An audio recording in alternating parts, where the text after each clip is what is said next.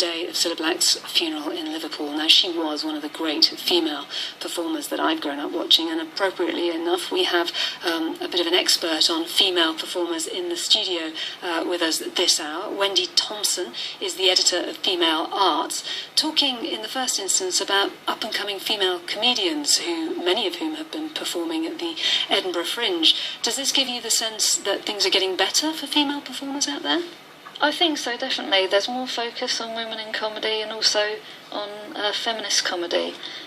So I've got some names here for people maybe to check out. Yeah, it's always good to look them up and find out how funny they are. So we've got Victoria Melody. She's a performance artist, and there's comedy in her show. She's doing a show called Hairpiece, which is about hair extensions for women. I saw the Ed Fringe preview at South Street in Reading. Yeah. It's a very good show because it's actually human hair that women are bonding to their own hair, coming from India and from Russia.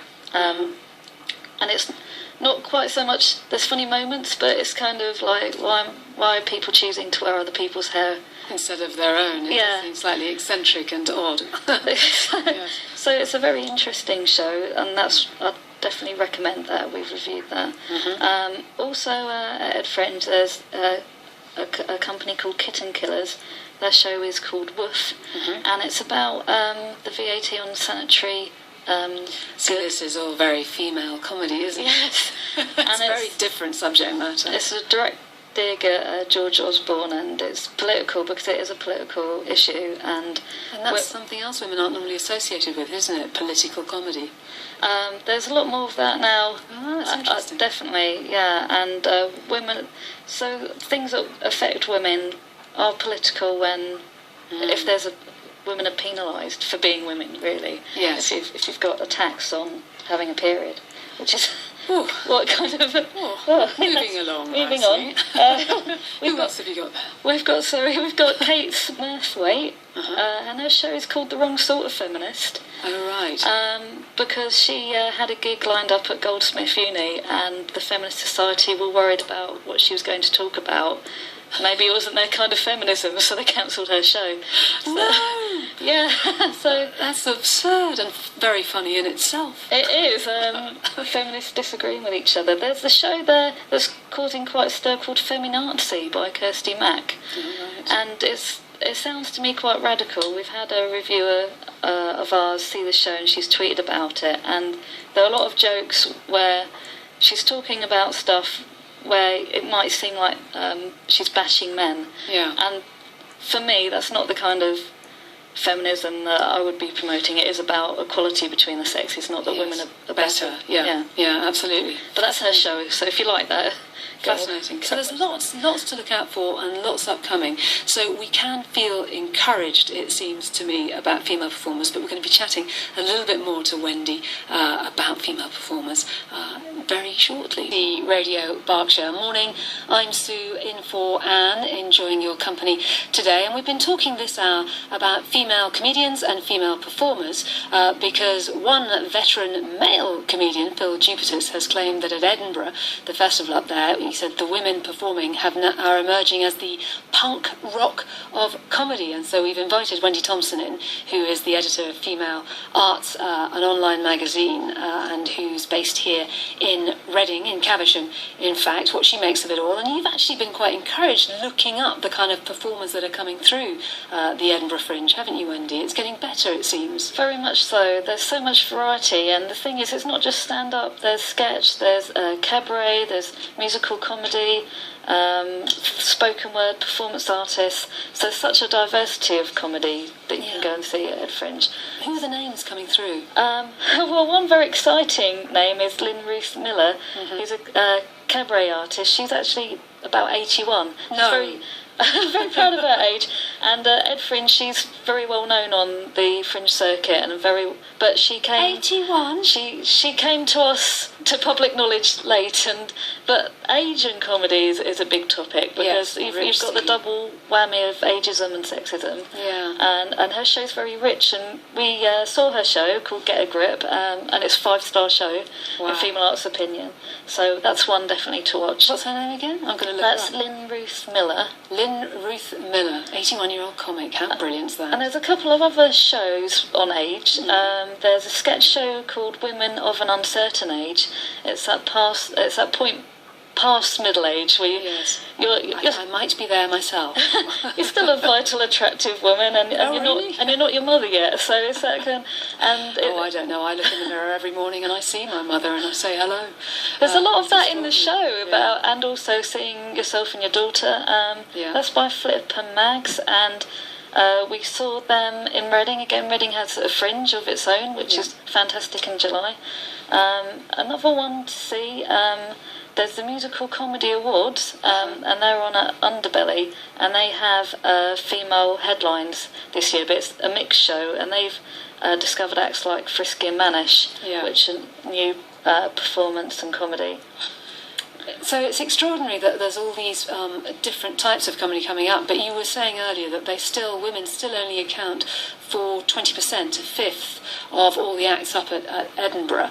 Is it difficult, because you've done it yourself for a time, Wendy, is it difficult being a female performer in the arts world, so dominated by men as it is? I think so. I think there's a certain amount to do with how women are raised, and there is a difference with gender to men, and it starts from being a very young child. And if women show confidence, sometimes they're told not to be so outspoken, you're not assertive, you're aggressive. It's different. There is a different treatment to how boys are treated, to how girls are treated, and then that kind of can follow through to your adulthood. And that's when you do want to, if you want to have a great career in whatever you do have to be able to push yourself forward. Yeah, and that's perhaps women find that much harder. Yeah. Someone who doesn't, interestingly, is a very successful performer, Sandy Toksvig, who, like you, is passionate about equality, and she's actually founded. I seem to remember she announced during the general election campaign that she's founded a political party.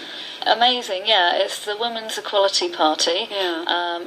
Everyone should look it up who's interested in these issues. You're already starting with the propaganda. Well, I've been to their fundraising event, actually. It was in June at Conway Hall, and she has an amazing show which will go regional, so people can buy tickets and go and see her and just see what contribution women have had to society, because over the years there's a lot of women in history who've invented, who've been scientists, who haven't been given or acknowledged. Maybe the man was able to get the patent in first, and there's a lot of remembering our past and then looking forward to the future and how will gender equality be achieved. It's inspiring stuff, and Wendy, it's been a real pleasure talking to you this morning. Thank you for your insight on those female performers up in Edinburgh that are up and coming, and I suppose the changing face of the arts world. Thank you, Sue. Wendy, thanks very much. You're listening. Well, you would be if I could speak to BBC Radio Berkshire. I'm very glad to be so. Now, we're hoping to have a bit of a laugh in the next few minutes, because it wasn't long ago that with a straight face, comedians discussed whether women were funny because there were so few female stand-ups. But this year at the Edinburgh Festival, one of the world's great comedy showcases, of course, it's interesting male comedians who are in short supply. That's not me saying that. That's the veteran of the comedy circuit, Phil Jupitus. He believes that women are now the punk rock of comedy. Well, to discuss this, I'm joined now by Wendy Thomson. She's the editor of Female Arts, an online magazine that tries to reduce gender inequality by promoting women in the arts. So, Wendy, first up, do you think Phil Jupitus is right? Are female comics on the rise, on the insurgent?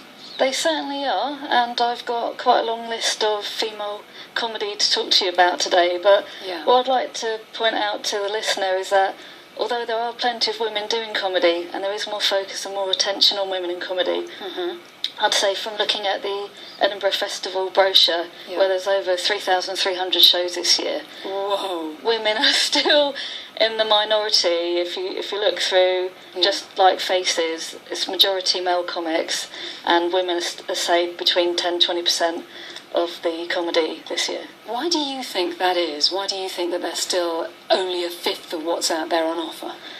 I'd say it's just exactly the same as gender inequality in any walk of life. If you look at politics, women are still a fifth to a quarter of MPs. In business, women aren't still having an equal number, gender equal, for senior roles in business. So it's just reflective of gender inequality in all walks of across life. the board, yeah.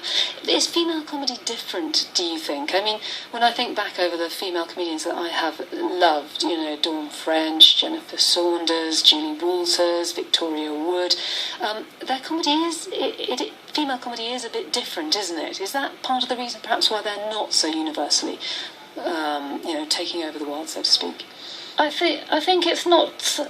Well, yeah, there is a difference, and there's something about being female and women's experiences, and that does make different. Yeah. That does make different comedy, but it's also about, I think, how we're brought up as women and men, and gender expectations on people that men have predominantly until say the 70s, 80s been the comedians, and women kind of grow up in a way looking at comedy and laughing at men, and there's less of a case of women even laughing at other women, and that's an issue. Like, to just break it down and go and see more shows by women, yes. and don't have the preconception that women aren't funny. Just go and experience it for yourself, and maybe focus on those female comics, even if they're only 10 to 20% of the programme.